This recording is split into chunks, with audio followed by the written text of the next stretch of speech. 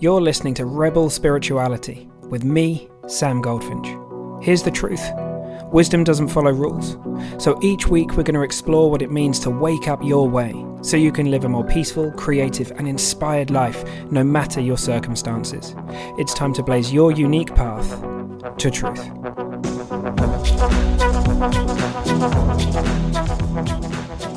And in many traditions, a spiritual life is something that doesn't happen very often. Maybe thousands upon thousands of lifetimes before we kind of wake up to a consciously spiritual life. And that makes sense to me. There's many people on the planet who are innocently lost in their conditioning, right? That was me for the longest time. And then through grace or whatever happened, I woke up.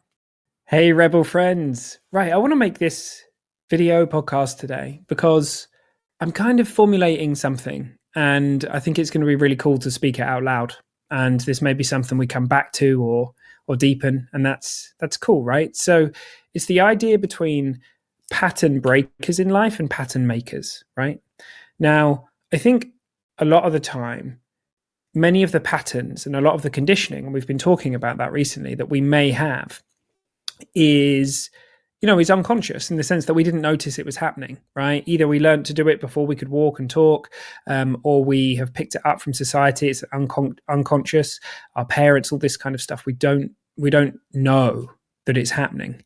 And so those patterns are there, and it's not that they're bad or anything like that. Some of them are potentially like healthier than others, and some of them are things that we would like to shed, things that we would like to let go of, and others are things that are very, very helpful.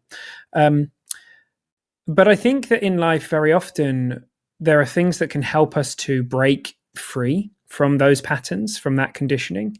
Some of that's karmic. Some of it is through grace. We just have an experience, we have an insight, and something falls away. We have that first moment ever where we realize the fact that we're not who we think we are. We're much, much more than that. We're the awareness behind it.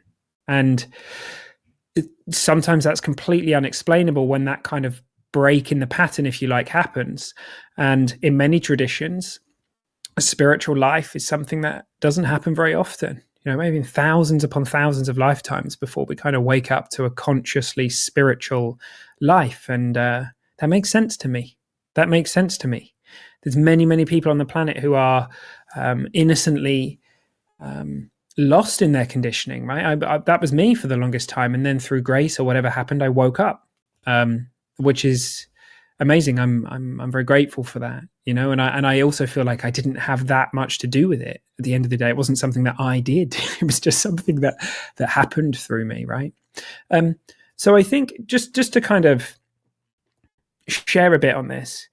So the pattern makers are obviously the conditioning that may happen, and the things that we see, but also things that kind of keep it in place. So I think judgment is something that can often keep a pattern in place. So for example, perhaps there's something that we'd really love to be different about ourselves. So we judge ourselves about it. We're like, why are you still doing this thing?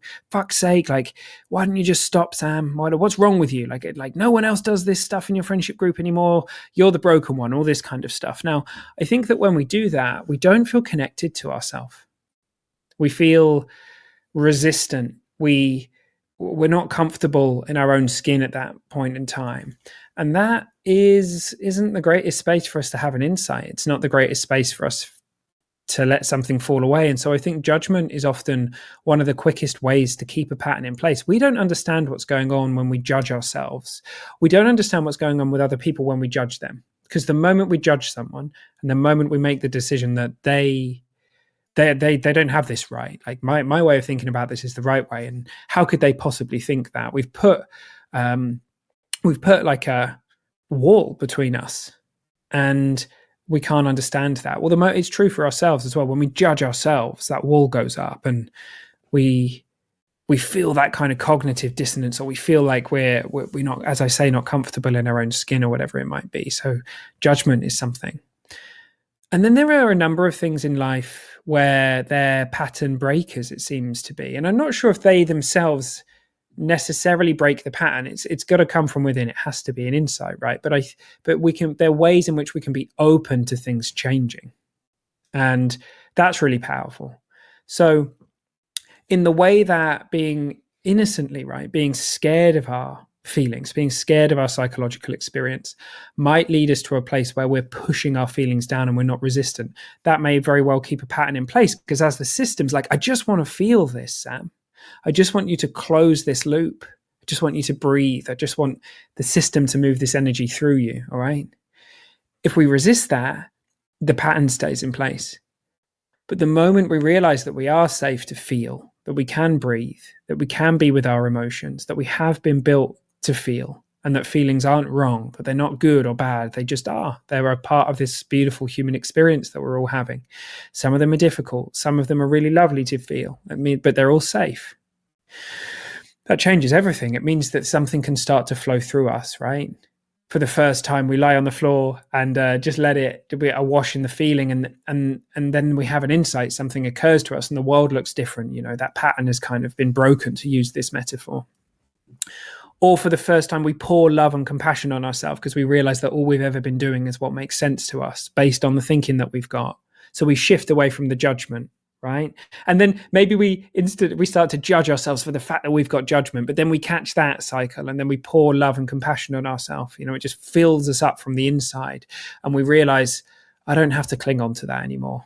It couldn't have been, what happened in the past couldn't have been any different. I was just doing what made sense to me. That love and that compassion, they pour into us, and potentially that pattern starts to fall away and look different. So yeah, in our life, I think very often, logically, we lean towards judging ourselves, berating ourselves, telling ourselves off, because it feels logical. It feels like a logical next step. Because if I keep doing that, then I'll learn the lesson in the end, right? But then we're not listening to ourselves.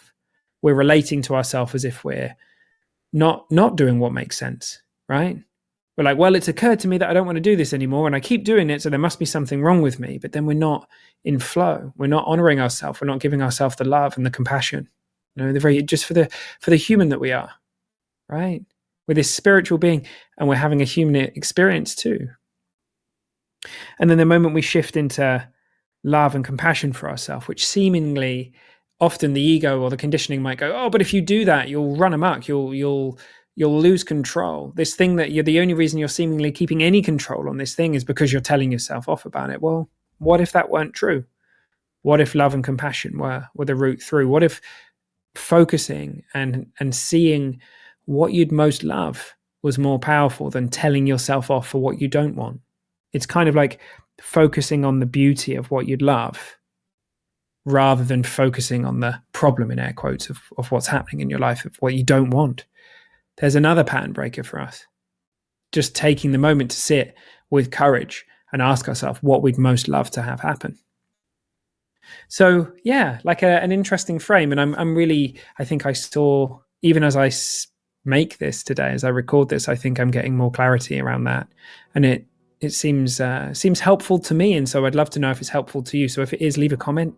I'd love for you to leave a review. Like if you're watching this on YouTube, please do leave a comment. If you're listening to this as a podcast, then please take just a minute to leave a review. It means a huge amount to me, and it really helps us spread this rebel spirit, which is what I'm all about. So, all right, team. I hope you have the most amazing day. I'll see you soon.